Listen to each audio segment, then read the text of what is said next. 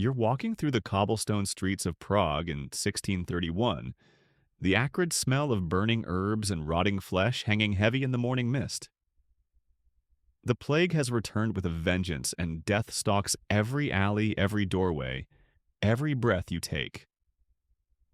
Then you see him, a figure that makes your blood freeze in your veins. Tall, draped in black oiled leather that gleams wetly in the pale sunlight, his face hidden behind a grotesque leather mask with a long, curved beak that makes him look more demon than man. This is a plague doctor, one of the few brave enough or foolish enough to tend the dying in these cursed times.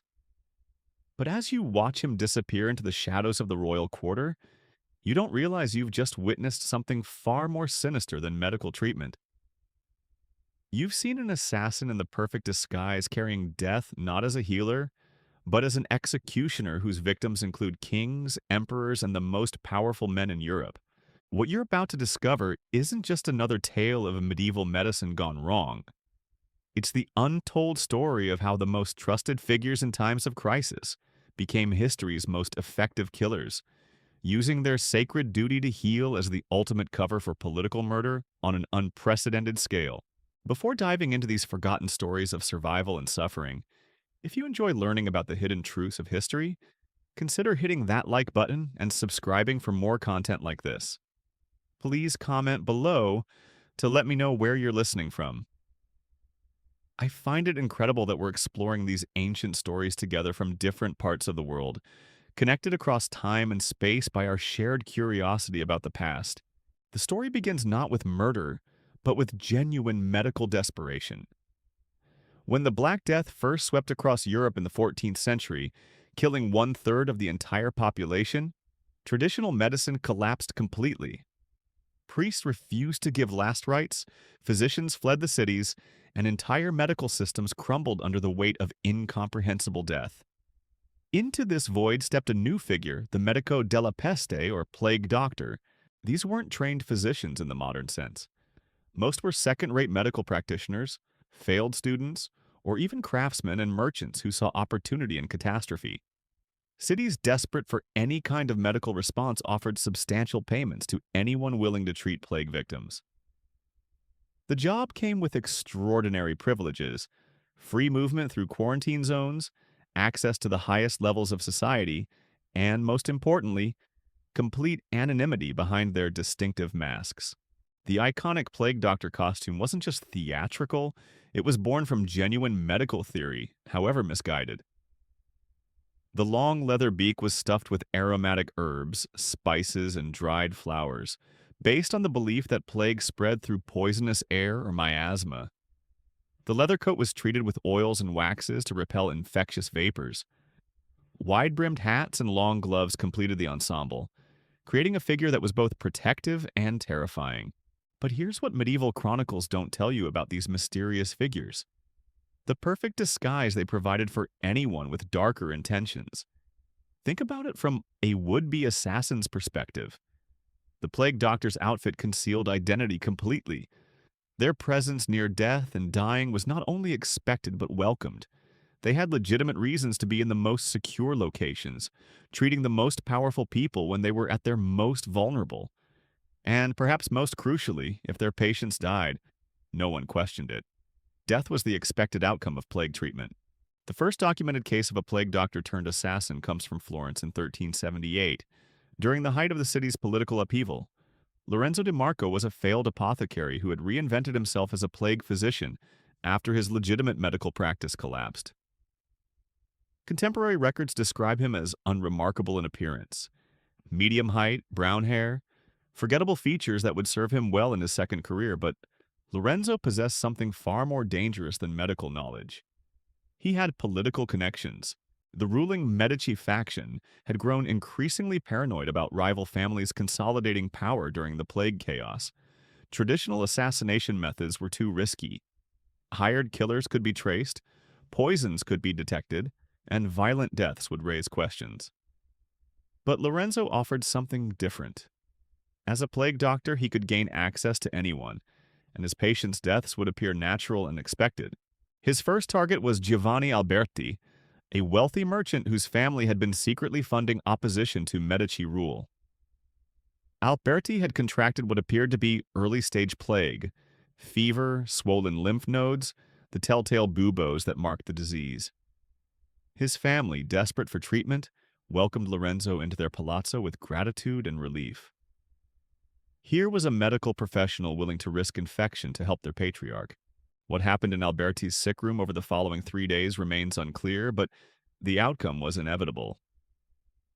Lorenzo emerged on the fourth morning to announce that the patient had succumbed to the plague, as so many others had. The family mourned, paid Lorenzo's substantial fee, and never suspected that their patriarch had been murdered. The method was elegant in its simplicity. Lorenzo had simply accelerated the disease's natural progression, using techniques that left no trace. The success of this first assassination established a pattern that would be repeated across Europe for centuries. Lorenzo became the go-to plague doctor for prominent Florentine families, and remarkably, his patients died at a much higher rate than those treated by other physicians. But no one noticed or questioned this statistical anomaly because plague mortality rates were already so catastrophically high. Contemporary medical records from the period revealed disturbing patterns when examined closely. Lorenzo's patient notes, preserved in Florentine archives, show subtle inconsistencies that become obvious to modern analysis. Patients who should have recovered based on their symptoms instead deteriorated rapidly. Recovery timelines that should have taken weeks were compressed into days. Most tellingly, Lorenzo's written observations often contradicted the physical evidence described by family members. The plague doctor assassin's methods were limited only by his creativity and medical knowledge. Some used concentrated mercury compounds, which produced symptoms easily mistaken for plague progression. Others employed combinations of herbs and minerals that would accelerate organ failure in ways that appeared natural. The most sophisticated developed techniques for introducing additional infectious material to overwhelm the patient's already compromised immune system. But Lorenzo's career reveals something even more disturbing about the plague doctor phenomenon. How quickly legitimate medical practice could become something else entirely. His early patients may have received genuine treatment attempts, but as his reputation grew and his services became more valuable to certain political factions, the line between healing and killing blurred beyond recognition. The transformation wasn't sudden or dramatic. It began with small compromises, perhaps withholding a treatment that might have helped, or providing a medication that was slightly less effective than alternatives. Each step made the next one easier, until Lorenzo found himself actively causing deaths while maintaining the facade of medical treatment. The psychological mechanism that allowed this progression was the same one that enabled countless other historical atrocities: the gradual normalization of increasingly horrific behavior. By 1380, Lorenzo had become something unprecedented in medieval Europe, a serial killer whose methods were not only undetectable but celebrated. Families praised his dedication to treating their loved ones. The city government honored his service during the plague outbreak. Fellow physicians consulted him on difficult cases, all while he systematically murdered some of Florence's most influential citizens. The political ramifications extended far beyond individual deaths. Lorenzo's assassinations shifted the balance of power in Florence dramatically. Rival families found their patriarchs dying at suspicious rates, while Medici allies seemed to recover from plague infections with remarkable frequency. This wasn't coincidence. Lorenzo was selectively treating some patients while murdering others, all while maintaining perfect, plausible deniability. The economic impact was equally significant. Each death Lorenzo orchestrated represented not just a lost life, but the destruction of commercial networks, political alliances, and family legacies that had taken generations to build. Fortunes changed hands, trade relationships collapsed, and entire economic sectors were reshaped by what appeared to be random plague mortality, but was actually targeted assassination. The psychological effect on Florence's elite was perhaps most devastating of all. Powerful families began to fear plague infection, not just as a medical threat, but as a potential death sentence that might be deliberately imposed by unseen enemies. Trust in medical treatment eroded as rumors spread. whispers that some plague doctors might be more dangerous than the disease itself. These suspicions weren't entirely unfounded. Lorenzo's success had inspired imitators across northern Italy. By 1385, reports emerged from Venice, Milan, and Genoa of plague doctors whose patients died at statistically impossible rates. The profession that had emerged to combat one of history's worst pandemics was becoming a cover for systematic political murder. The network of assassin plague doctors operated with sophisticated coordination that suggests organization beyond individual opportunism. Coded correspondence between cities reveals a loose confederation of medical killers sharing techniques, target information, and payment arrangements. They developed standardized methods for different types of assassination: quick deaths that appeared to be fulminant plague, slow deteriorations that seemed like natural disease progression, and dramatic final symptoms that would terrify survivors into compliance. The financial rewards were substantial. A successful plague doctor assassination could command payment equivalent to several years' wages for skilled craftsmen. The work was steady.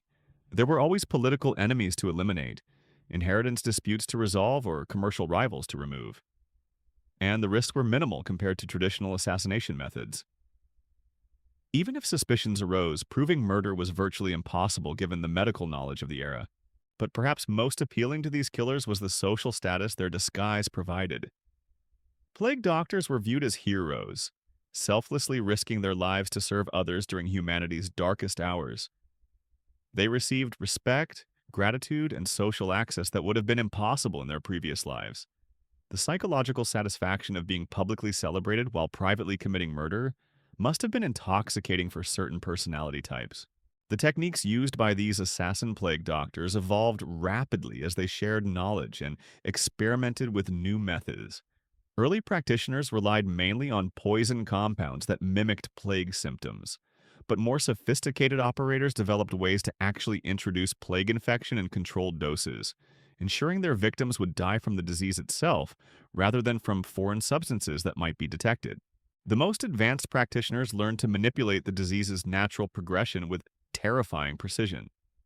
They could accelerate or slow symptom development, create false recoveries followed by relapses, or produce specific types of organ failure that would suggest particular plague variants. To families watching their loved ones suffer, these manipulations appeared to be the random cruelty of disease. In reality, they were carefully orchestrated performances designed to achieve specific political or financial outcomes. The geographic spread of assassin plague. Doctors followed trade routes and political networks across medieval Europe. From their origins in Italian city-states, the practice spread north into German territories, west into France, and eventually reached England during later plague outbreaks. Each region developed its own variations based on local medical traditions, political structures, and available resources. The impact on European politics during this period was profound, but largely invisible to contemporary observers. Succession disputes, territorial conflicts, and commercial wars that shaped the late medieval period were influenced by assassination campaigns that left no trace in official records. The plague doctor killers operated in the shadows of one of history's greatest catastrophes, using humanity's suffering as cover for their own predatory activities. This dark chapter in medical history reveals something disturbing about human nature during times of crisis. The same desperation that created opportunities for genuine heroism also enabled unprecedented evil. The plague doctors who risked their lives to treat the dying deserve recognition as heroes. But their legacy was forever tainted by those who wore the same costume while serving death rather than fighting it. The story of Lorenzo di Marco and his fellow assassin plague doctors represents just the beginning of a much larger and more disturbing pattern that would continue for centuries. As we'll discover, their methods would evolve, their targets would expand, and their influence would reach the very pinnacles of European power, ultimately claiming the lives of kings, emperors, and popes who never suspected that their trusted physicians were actually their executioners. The most chilling aspect of the plague. Doctor assassins wasn't their individual crimes, but how systematically they transformed medicine itself into a weapon of political warfare. By 1390, the network had evolved from opportunistic killers into something resembling a medieval intelligence service, complete with recruitment protocols, training methods, and operational hierarchies that would make modern spy agencies envious. The recruitment process was particularly insidious. Existing members would identify candidates among struggling medical practitioners, failed scholars, or ambitious craftsmen who showed both desperation and moral flexibility. The approach was always gradual, never a direct invitation to commit murder, but rather small compromises that gradually drew targets deeper into the conspiracy. A typical recruitment might begin with a legitimate plague doctor being approached by a colleague who offered to share a more effective treatment method. This treatment would appear to work better than conventional approaches, leading to higher survival rates and greater reputation. What the new recruit wouldn't realize initially was that this effectiveness came from selective application. The improved treatment was only used on certain patients while others received something far more sinister. Marco Santini's story illustrates this process perfectly. A genuine physician from Padua who had lost his practice when wealthy clients fled the plague, Santini was recruited in 1392 by Lorenzo's network. Initially, he believed he was joining a group of innovative doctors who had developed superior plague treatments. He was taught to use special herbal compounds that seemed remarkably effective, not realizing that some were genuine medicines while others were carefully crafted poisons designed to mimic plague symptoms. For months, Santini operated as a legitimate plague doctor, genuinely helping patients while unknowingly serving as cover for more sinister activities. His handlers would provide him with patient lists, indicating which treatments to use for each case. Some patients received the genuine medicine and recovered miraculously. Others received the poison compounds and died in ways that appeared completely natural. The psychological manipulation was masterful. By the time Santini realized what he was actually doing, he was already complicit in multiple murders. His handlers had carefully documented his involvement, creating leverage that made escape impossible. More insidiously, they had shown him the financial rewards available to those who embraced their true mission.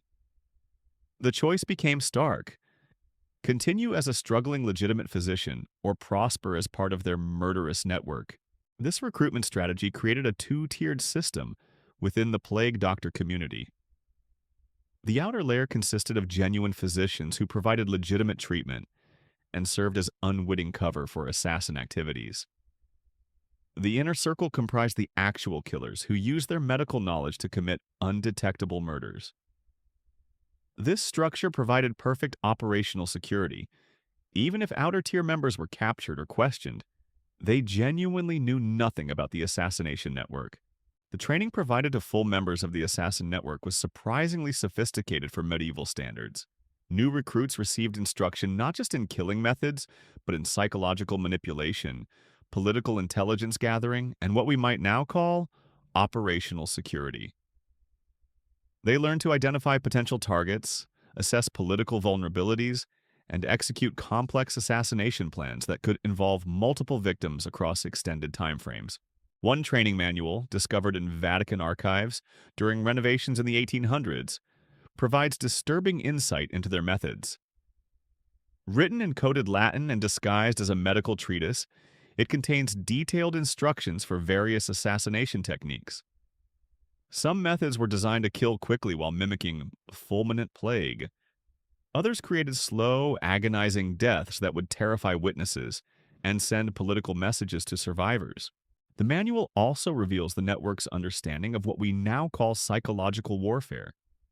They recognize that the fear of plague could be as powerful as the disease itself.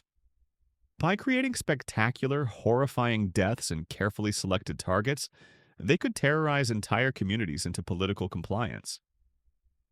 The sight of a powerful nobleman dying in agony from apparent plague would cow his supporters and strengthen his enemies' positions. Perhaps most chilling was their systematic approach to eliminating evidence. The manual provides detailed instructions for destroying medical records, disposing of poison compounds, and creating false documentation to support natural death conclusions. They understood that their long-term survival depended on leaving no traces that could be detected by medieval investigative methods.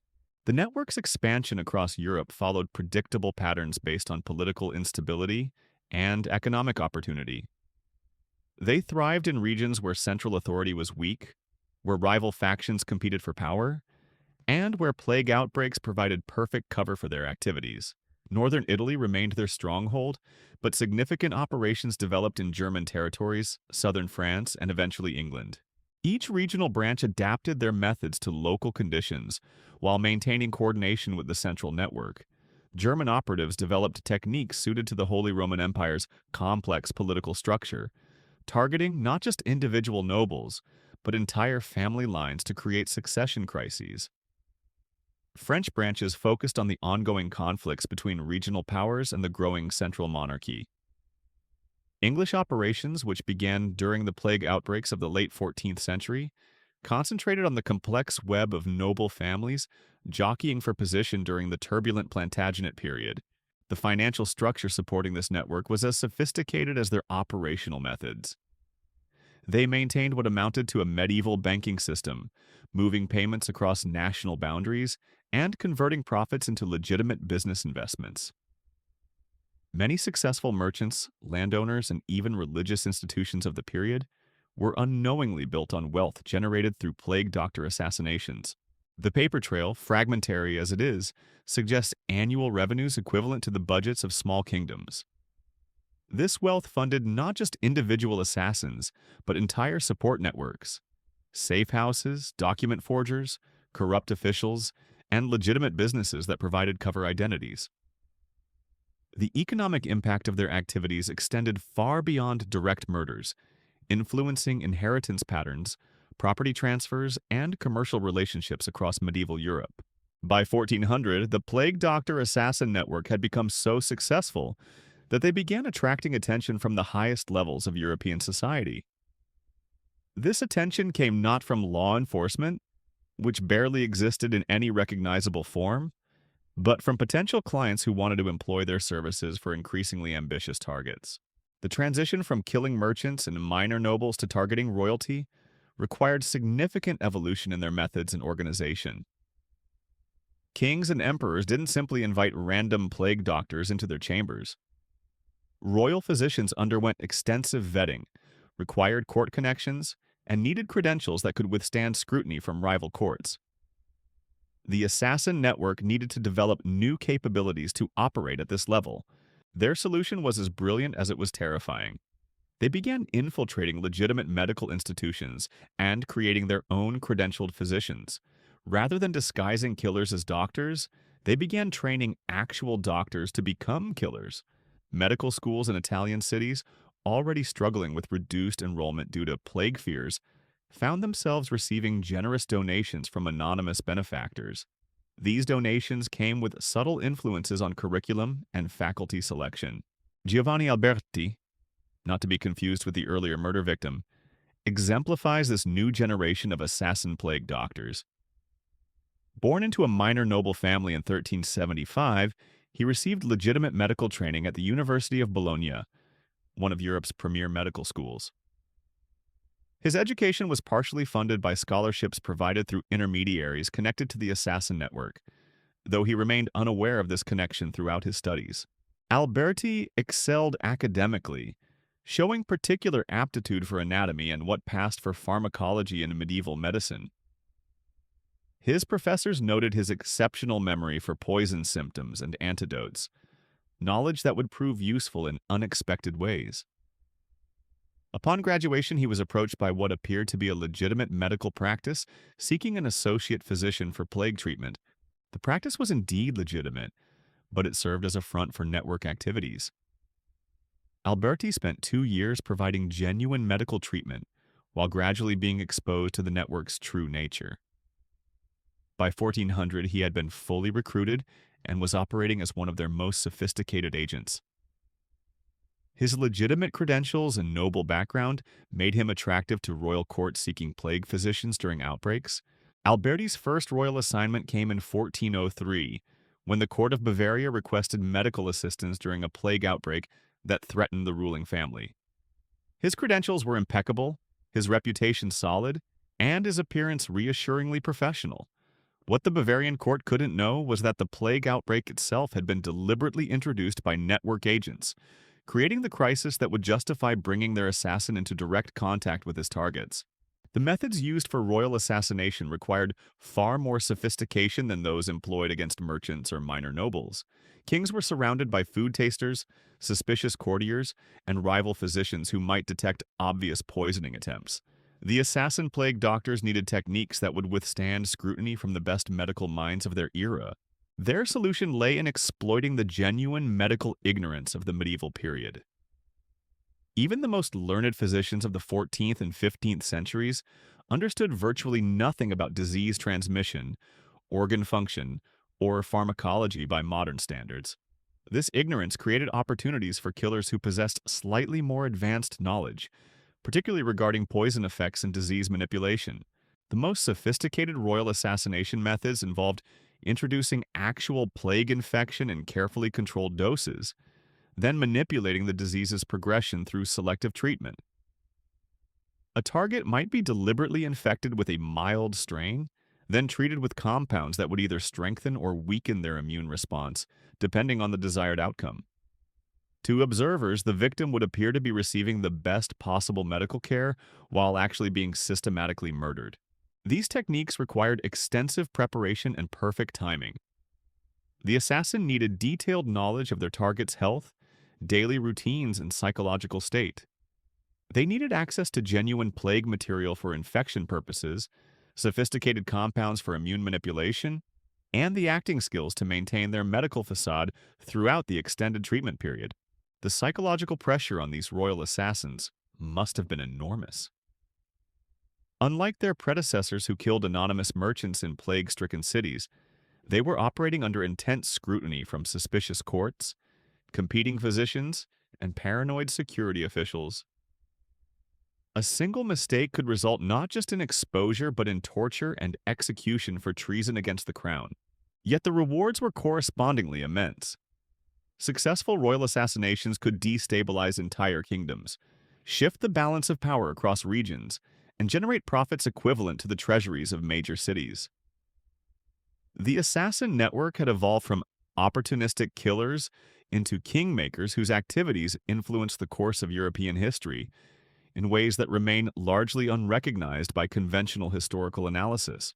The systematic targeting of European royalty reached its apex during the early 15th century, when the assassin network achieved what many considered impossible. They managed to place one of their agents as the personal physician to the Holy Roman Emperor himself. This position represented the ultimate prize in their deadly profession, providing access not just to one ruler but to the entire imperial structure that governed much of Central Europe. The agent chosen for this assignment was Andreas Hoffmann, a man whose very existence had been carefully crafted by the network over more than a decade. Born in 1385 to parents who died conveniently young, Hoffmann's early life was shaped entirely by network handlers who recognized his exceptional potential. Unlike previous recruits who were corrupted after establishing legitimate careers, Hoffmann was groomed from childhood to become the perfect royal assassin. His education was meticulously planned and flawlessly executed.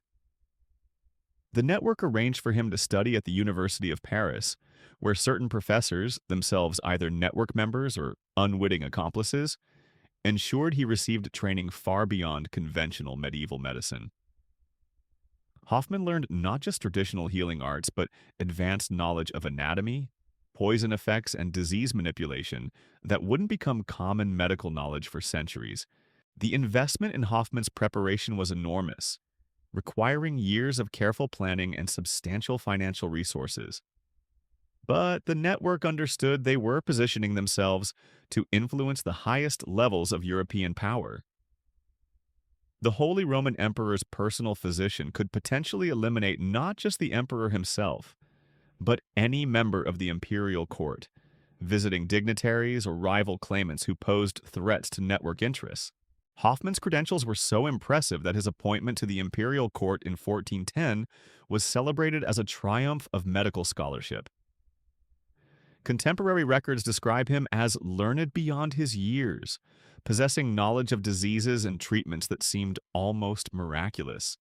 What these records don't reveal is that his miraculous cures came from selectively applying advanced techniques only to patients whose survival served network purposes.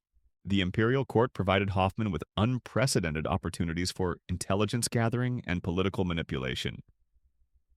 As the emperor's personal physician, he had intimate knowledge of the ruler's health, psychological state, and private concerns. He knew which courtiers were gaining influence, which diplomatic initiatives were being planned, and which military campaigns were under consideration. This information flowed back to the network through coded medical reports disguised as consultation requests with colleagues in other cities. But Hoffman's most valuable contribution wasn't intelligence gathering, it was his ability to shape imperial policy through medical advice. Medieval rulers, like most people of their era, believed that physical health and mental capacity were directly connected. An emperor suffering from mysterious ailments would be more likely to delegate authority, avoid difficult decisions, or seek supernatural explanations for political problems. Hoffman could induce these conditions through carefully administered compounds that created temporary but convincing symptoms of various illnesses. The psychological manipulation was remarkably sophisticated. Hoffman would diagnose the emperor with conditions that required specific lifestyle changes, avoiding certain foods, limiting physical activity, reducing exposure to stress, that coincidentally aligned with network political objectives. When diplomatic negotiations were proceeding in directions unfavorable to network interests, the emperor would suddenly develop symptoms requiring complete rest and isolation. When military campaigns threatened network commercial operations, imperial health problems would necessitate postponing or canceling offensive actions. The most disturbing aspect of Hoffman's position was how he used it to eliminate other physicians who might detect his activities. The imperial court employed multiple medical practitioners, and some possessed knowledge or observational skills that could expose Hoffman's true methods. These potential threats had to be neutralized without arousing suspicion about the imperial medical staff's competence. Hoffman's solution was elegant in its simplicity. He would identify physicians whose knowledge posed risks, then arrange for them to treat particularly challenging cases, patients who had been secretly dosed with compounds that would make successful treatment impossible. When these physicians inevitably failed to save their patients, their reputations would be destroyed, leading to dismissal from court service. Some were even charged with malpractice or suspected of deliberate harm, effectively eliminating them from the medical profession entirely. This systematic removal of competent physicians created a medical environment where Hoffman's activities could proceed without detection.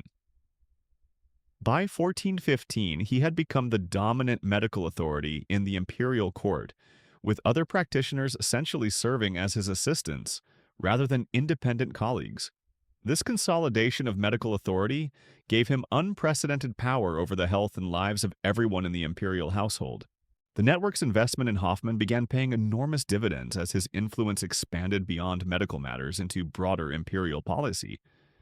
His recommendations about the emperor's health requirements shaped diplomatic schedules, military planning, and even succession discussions. When the network wanted to delay a particular treaty negotiation, Hoffman would discover that the emperor's condition required extended rest periods that made complex diplomatic engagement impossible. When they wanted to influence imperial appointments, medical concerns would prevent the emperor from meeting with candidates whose selection would harm network interests. The financial rewards from this imperial connection were staggering. The network could now offer clients the ability to influence Holy Roman Empire policy through their medical proxy. Merchant families paid enormous sums to have trade regulations modified through Hoffman's medical recommendations. Rival nobles purchased imperial favor by arranging for Hoffman to improve the emperor's health during crucial political moments. Even foreign kingdoms found it worthwhile to maintain secret relationships with the network to gain advantages in imperial diplomacy. But perhaps the most lucrative service Hoffman provided was succession manipulation. The Holy Roman Empire's elective nature meant that imperial succession was always politically complex, with multiple candidates competing for support from the electoral princes.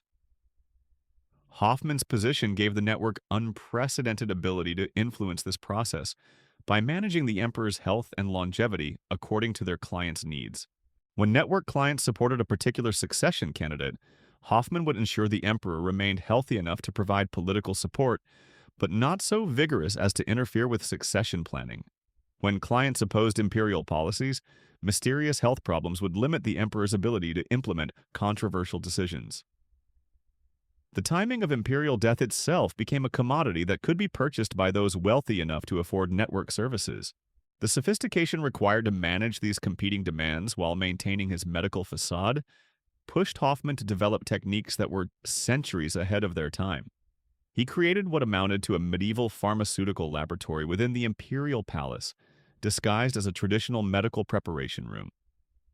Here he developed compounds that could induce specific symptoms with predictable timing, create temporary improvements followed by calculated relapses, or eliminate targets through methods that appeared to be natural disease progression. His poison library was particularly impressive, containing substances gathered from across the known world and carefully tested for effectiveness and detectability.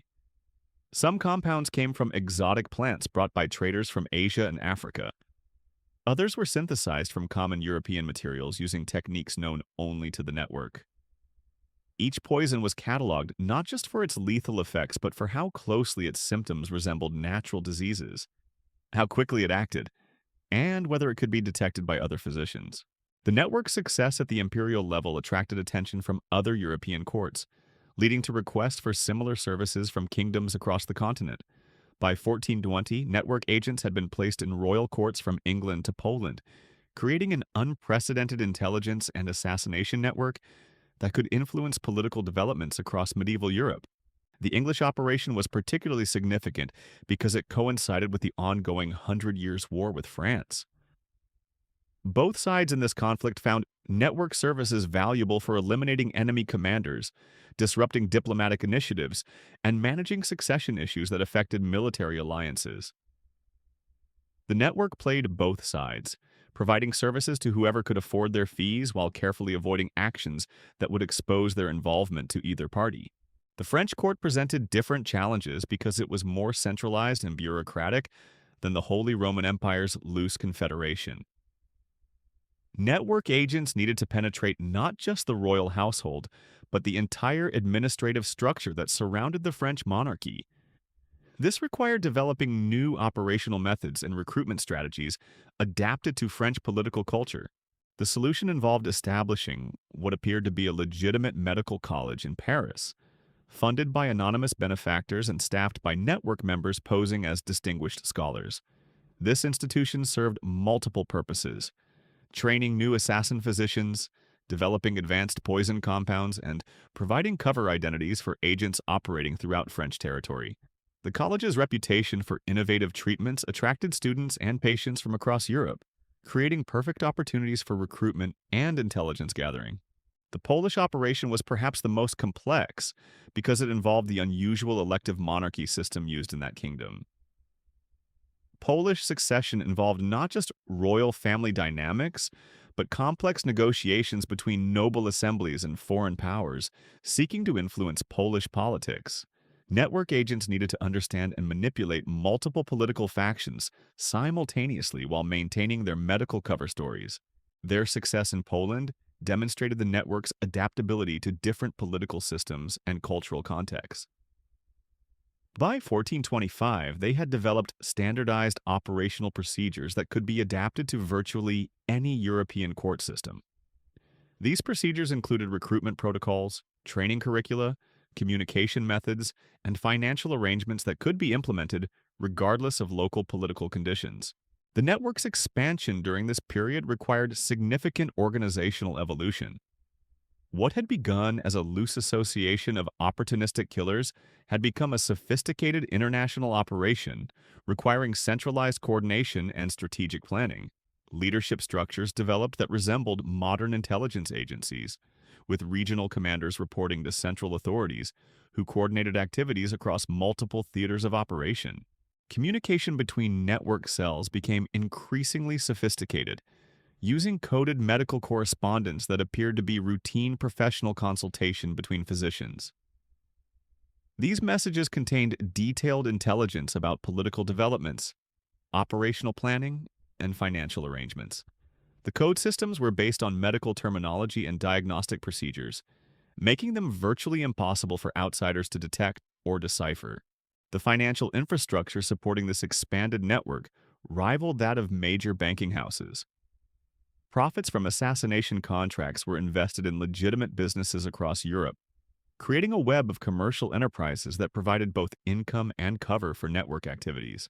Some of the period's most successful trading companies, manufacturing operations, and even religious institutions were secretly owned or controlled by the network through intermediaries. The psychological profile of network members during this mature period reveals fascinating insights into medieval criminal psychology. Unlike modern assassins who typically operate as isolated individuals, network members belonged to a community that provided social support, professional development, and shared identity. They saw themselves not as common murderers, but as sophisticated professionals providing essential political services that conventional systems couldn't deliver. This professional identity was reinforced through elaborate initiation ceremonies, continuing education requirements, and advancement opportunities within the network hierarchy. New members swore oaths of loyalty not just to the organization, but to its mission of political stability through selective elimination of destabilizing elements. They received training that emphasized the historical importance of their work and its contribution to European political development. The network's success during the early 15th century established patterns that would influence European politics for centuries to come. Their techniques would evolve with advancing medical knowledge, their targets would include increasingly prominent figures, and their influence would ultimately reach the very pinnacle of European power. The papal court itself, where the most audacious assassination in medieval history was already being planned. The infiltration of the Vatican represented the network's ultimate challenge and greatest opportunity. Here was the center of medieval Christianity, surrounded by the most sophisticated security measures of the era and staffed by some of Europe's most learned men. Yet it was also the institution whose leadership changes could reshape the political landscape of entire continents. The plague doctor assassins were about to attempt something unprecedented: the murder of a pope himself, disguised as yet another victim of the pestilence that had already claimed so many lives across Christendom. The papal assassination plot began in 1431, when the network received its most lucrative and dangerous contract ever offered. The client was never identified in surviving records, but the payment, equivalent to the annual revenue of a major kingdom, suggested involvement from the highest levels of European nobility.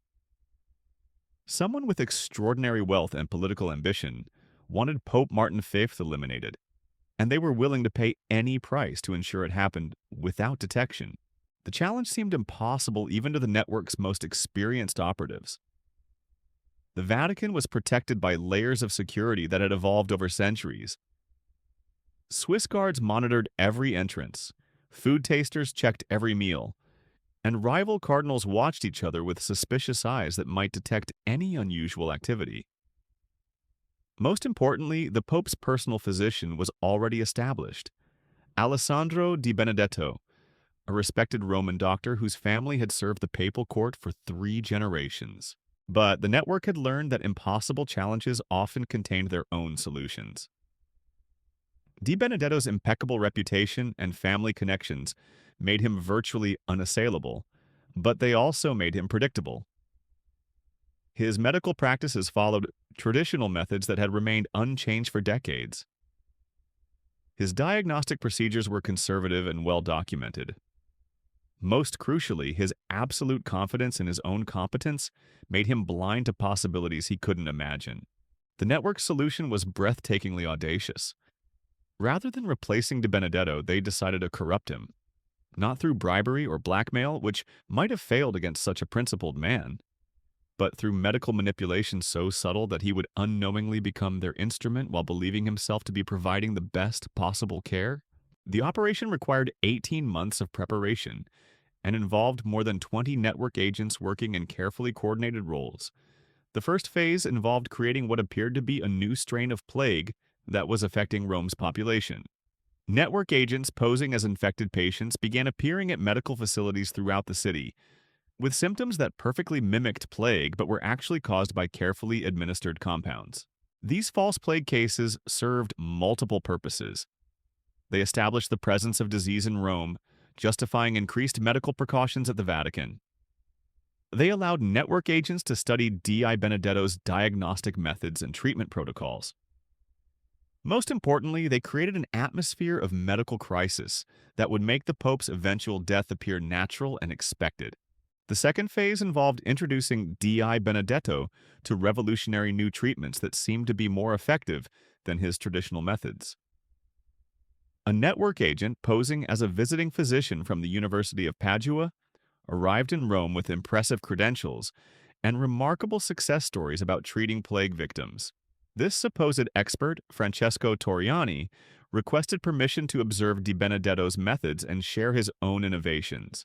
Di Benedetto, like most physicians of his era, was eager to learn about new treatments that might save more lives. Torriani's techniques appeared genuinely superior. Patients who received his modified treatments recovered more quickly and completely than those treated with conventional methods. What Di Benedetto didn't realize was that Torriani was only demonstrating these techniques on network agents who were faking their illnesses, not on genuinely sick patients. Convinced of Torriani's expertise, Di Benedetto began adopting the new treatment protocols. The transition was gradual and seemed entirely natural, a respected physician updating his methods based on demonstrated medical advances. But the new protocols included subtle modifications that would prove crucial to the assassination plan. Certain compounds were replaced with alternatives that appeared identical but had very different effects when combined with other substances. Diagnostic procedures were modified in ways that would make certain types of poisoning more difficult to detect. The third phase began when reports reached the Vatican that plague was spreading through Rome's population and approaching the papal quarters. Di Benedetto, now using the modified protocols he had learned from Torriani, began implementing enhanced protective measures for the Pope and his immediate household. These measures included prophylactic treatments, preventive medicines designed to strengthen the Pope's resistance to infection. The prophylactic treatments were the network's masterstroke. They consisted of compounds that would actually weaken the Pope's immune system while appearing to strengthen it. The effects were gradual and imperceptible. The Pope would feel slightly more energetic initially, reinforcing confidence in the treatment's effectiveness. But over weeks and months, his ability to fight off genuine infections would be systematically undermined. Pope Martin V began receiving these treatments in early 1431, administered by Di Benedetto, with absolute confidence in their protective value. The Pope trusted his longtime physician completely, and the treatments seemed to be working. He felt healthier and more vigorous than he had in years. What he couldn't know was that his immune system was being deliberately compromised in preparation for the final phase of the assassination. The final phase required perfect timing and flawless execution. Network agents needed to introduce actual plague infection to the Pope at precisely the moment when his compromised immune system would be least capable of fighting it off. The infection had to appear completely natural. Random exposure to the disease that was already present in Rome's population. The opportunity came during a public ceremony in February 1431, when the Pope was blessing crowds gathered in St. Peter's Square. Network agents, posing as devout pilgrims, had positioned themselves strategically within the crowd. One agent, apparently suffering from early-stage plague symptoms, managed to approach close enough to the Pope to ensure direct transmission of infectious material. The infection method was invisible to observers and left no evidence. The agent simply coughed at the precise moment when wind patterns would carry infected droplets toward the Pope's position. To anyone watching, it appeared to be nothing more than an unfortunate coincidence. A sick pilgrim who couldn't control his cough in the presence of the Holy Father. Within days, Pope Martin V began showing symptoms that Di Benedetto immediately recognized as plague. The papal physician implemented the most aggressive treatment protocols available, using the enhanced methods he had learned from Torriani. But these methods, designed to fail against genuine infection, proved completely ineffective. The Pope's condition deteriorated rapidly, following a pattern that appeared entirely consistent with natural plague progression. Di Benedetto worked desperately to save his patient, never suspecting that his own treatments were actually accelerating the Pope's decline. The modified compounds he administered suppressed the Pope's immune response further, while the diagnostic procedures he had adopted prevented him from recognizing signs that might have suggested poisoning rather than natural disease. The Pope's death on February 20th, 1431, was mourned throughout Christendom as another tragic victim of the plague that continued to devastate European populations. Di Benedetto's reputation remained intact. He was praised for his dedicated efforts to save the Holy Father despite impossible medical circumstances. No one suspected that the trusted papal physician had been manipulated into becoming an unwitting accomplice to murder. The network's success in eliminating Pope Martin V demonstrated their evolution into something unprecedented in medieval history: a sophisticated assassination organization capable of manipulating the highest levels of European society through medical deception. Their techniques had advanced far beyond simple poisoning to encompass complex psychological manipulation, institutional infiltration, and systematic corruption of trusted medical professionals. The financial rewards from the papal assassination were enormous, but the political implications were even more significant. The Pope's death triggered a succession crisis that reshaped the Catholic Church's leadership and influenced European politics for decades.